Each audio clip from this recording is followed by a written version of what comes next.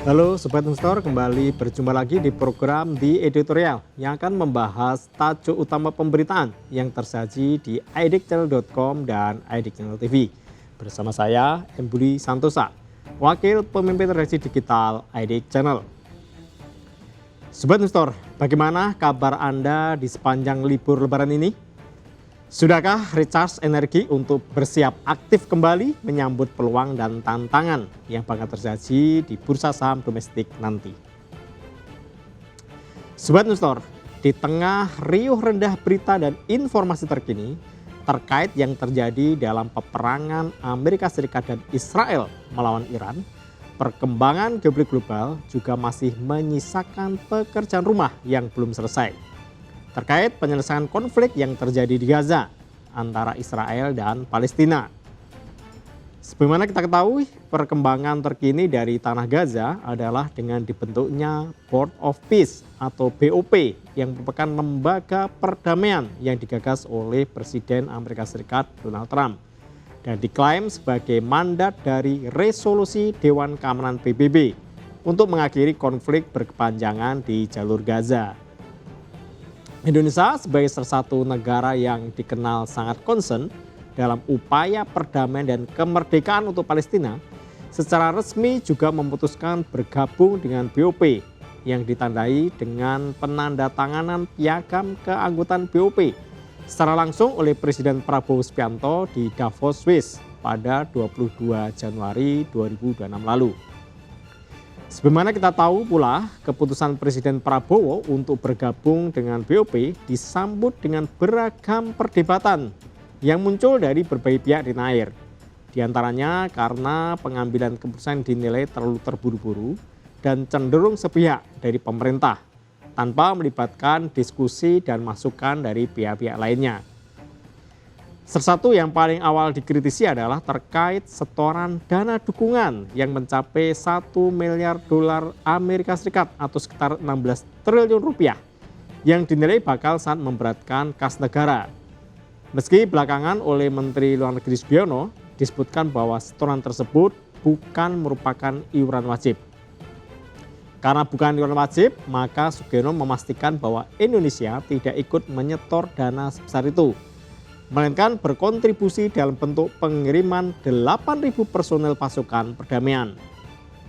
Namun pilihan untuk mengirim pasukan juga tak luput dari kritikan dan bahkan memicu penolakan lebih keras dari berbagai kalangan karena dianggap tidak sesuai dengan politik luar negeri Indonesia yang bebas aktif, serta juga terkait risiko keselamatan para prajurit yang bakal dikirim yang dinilai tidak sebanding dengan manfaat yang didapat dari bergabungnya Indonesia di BOP ini. Tak hanya itu, Forum Purnawirawan Prajurit TNI juga mengingatkan Prabowo bahwa pengiriman pasukan ke luar negeri harus di bawah mandat resmi dari PBB dan bukan organisasi lain seperti BOP. Karena upaya memaksakan untuk tetap mengirim pasukan ke jalur Gaza atas nama BOP dinilai sebagai blunder diplomatik karena tidak memiliki payung hukum global yang kuat, sehingga justru berpotensi menempatkan Indonesia dalam posisi tidak menguntungkan secara ekosistem dunia internasional. Selain itu, gelombang penolakan juga muncul dengan mempertimbangkan bahwa inisiator dibentuknya BOP adalah Donald Trump dengan dalih memperjuangkan perdamaian untuk Gaza. Sementara pada yang sama, Trump justru menunjukkan perangai anti perdamaian dengan memulai serangan militer terhadap Iran yang hingga kini juga belum berkesudahan. Tak hanya Iran, publik juga mencatat sosok Donald Trump justru merupakan presiden pertama di dunia yang bahkan menginisiasi pengeboman ke 8 negara dalam 1 tahun terakhir. 8 negara tersebut meliputi Iran, Irak, Nigeria, Palestina, Somalia, Syria, Venezuela, dan Yaman. Dengan rekam jejak yang demikian buruk, berbagai pihak pun mendesak pemerintah untuk mundur dari keanggotaan BOP. Terutama juga karena dianggap tidak sesuai dengan harapan awal, di mana tujuan dibentuknya BOP disebut untuk memperjuangkan kedamaian Palestina dan Israel. Namun sejauh ini justru Palestina sama sekali tidak dilibatkan, sehingga keberadaan BOP seolah semata-mata hanya merupakan panggung bagi Israel atas dukungan dari Amerika Serikat. Kondisi jika kita menelis sejarah seolah mengulang catatan kelam yang pernah terjadi pada tahun 1993 silam, di mana perdamaian Israel-Palestina pada dasarnya sudah pernah hampir saja tercipta lewat perjanjian Oslo yang dimediatori dan difasilitasi oleh Norwegia dan melibatkan Presiden Amerika Serikat Bill Clinton sebagai saksi sekaligus tuan rumah penandatangan perjanjian Oslo tahap 1. Saat itu Norwegia sebagai negara kecil yang berkepentingan namun tetap berkomitmen tinggi justru berhasil meraih simpati dan kepercayaan dari Palestina dan juga Israel sebagai dua pihak yang berselisih.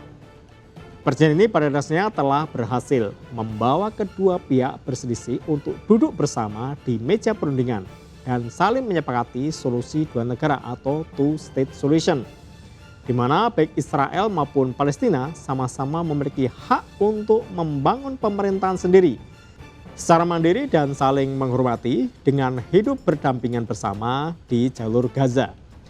Dalam proses persetujuannya, perjanjian ini terbagi dalam dua penandatangan kesepakatan.